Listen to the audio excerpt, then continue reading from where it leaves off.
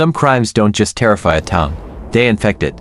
In 2016, a Sleepy Mountain community in Oregon became the stage for one of the most disturbing and unsolved abduction cases in modern American history.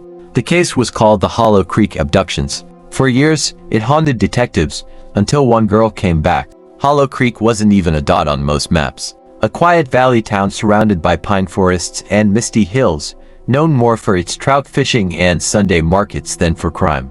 Population, 3,200. No police station, just a sheriff's office attached to a diner. But in early November 2016, something began to change. People started reporting strange noises near the old Sawmill Road.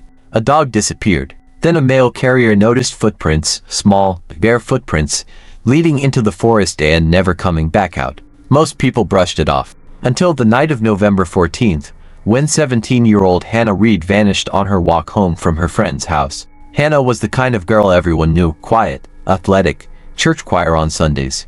She'd stayed late at her best friend Mia's house to study for finals. At 9:42 p.m., she texted her mom, "Leaving now. Be home soon." But she never made it home. Her phone last pinged near a stretch of road called Hollow Creek Trail, just 2 miles away. Deputies found her backpack half unzipped, with her keys and lip gloss scattered in the dirt. But no footprints, no tire marks, no signs of struggle.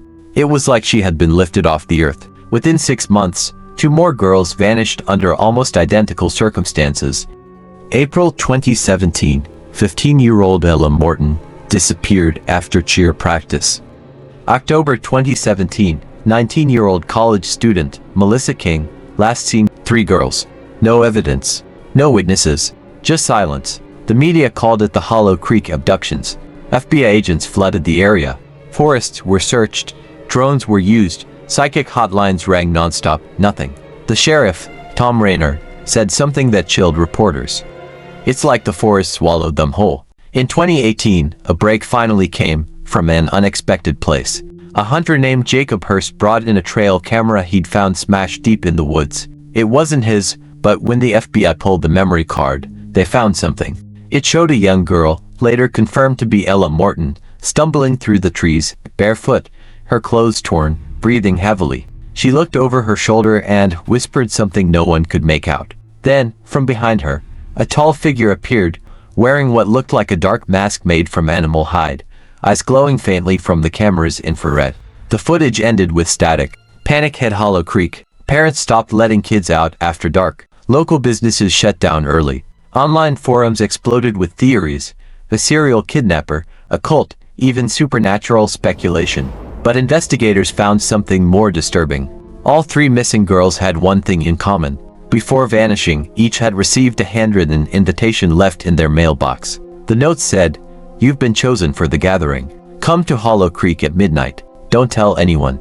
Each was signed with a symbol, a hollow circle with a vertical slash.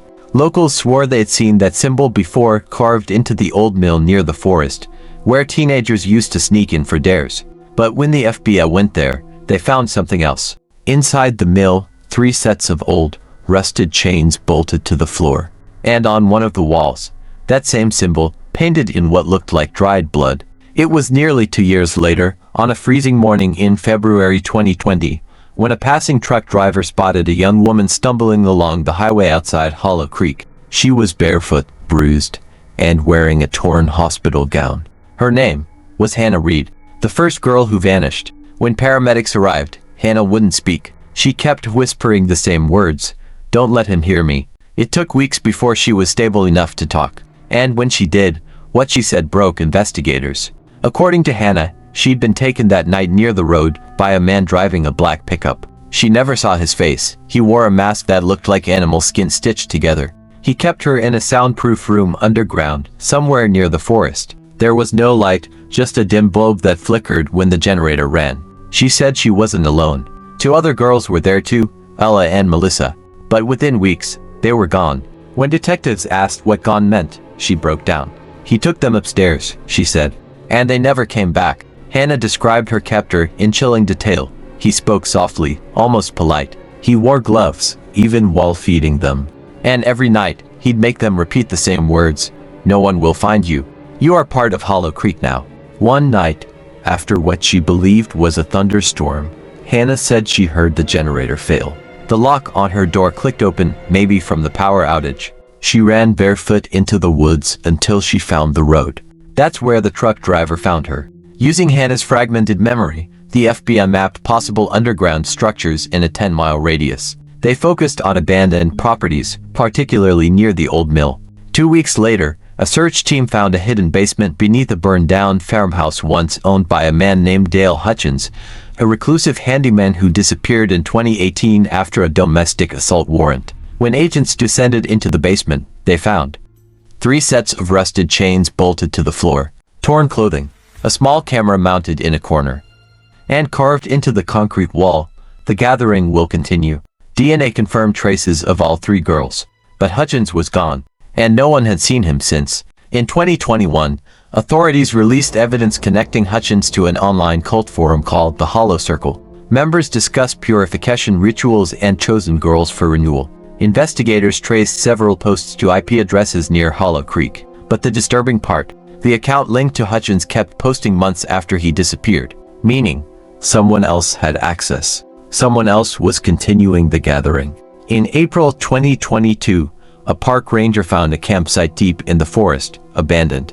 Inside the tent, a mask made of animal hide, a blood-stained rope, and a note written on aged parchment. She wasn't supposed to escape. FBI analysts confirmed the handwriting didn't match Hutchins. That's when the theory changed. Maybe Dale Hutchins wasn't the only one. Maybe he wasn't even the mastermind. Maybe the Hollow Creek abductions were never the work of one man, but a network. In 2023, a podcaster investigating the case received an anonymous flash drive in the mail. Inside was a single audio file. It began with static, then a distorted male voice whispering, "You found her once. You won't again." Then, faintly in the background, the sound of a young girl crying. The file ended abruptly. Authorities traced the package to a P.O. box in Seattle. But when they arrived, it had been abandoned, rented under a fake name. To this day, no one knows who sent it. Today, Hollow Creek is almost empty. Homes have been sold. The old mill was demolished. A memorial stands where Hannah was found, a small wooden bench overlooking the forest, engraved with 3 names: Hannah Reed, Ella Morton, Melissa King. Hannah now lives under a new identity, somewhere in Washington state. She refuses all interviews, but her final recorded words to investigators remain haunting. "There were more doors. I only came from one." Some stories never end. They just hide. In basements, in woods, in whispers. The Hollow Creek abductions remind us of something terrifying. The monsters we fear aren't always strangers. Sometimes, they live right next door.